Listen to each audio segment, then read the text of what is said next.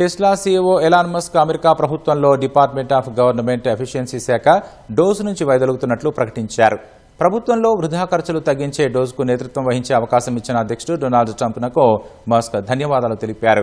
Dose భవిష్యత్తులో మరింత బలపడాలని ఆకాంక్షించారు.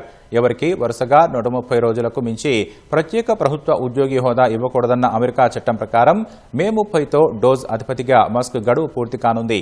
ఈ నేపథ్యంలో అమెరికా ప్రభుత్వంలో ప్రత్యేక ప్రభుత్వ ఉద్యోగిగా తన షెడ్యూల్ ముగిసిందని ఎక్స్లో మస్క్ పేర్కొన్నారు. మస్క్ వైదొలిగిన కేబినెట్ సెక్రటరీ నేతృత్వంలోని డోజ్ కొనసాగించనుంది.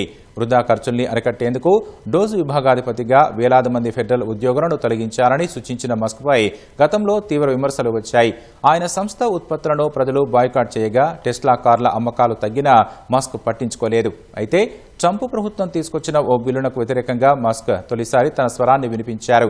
ఈ బిల్లుకు అధిక బడ్జెట్ కేటాయించాల్సి వస్తుండటం వల్ల ప్రభుత్వ ఖర్చులు తగ్గించాలనే డోజ్ ఆశయాలకు అది గండి కొడుతుందని అభిప్రాయం వ్యక్తం చేశారు.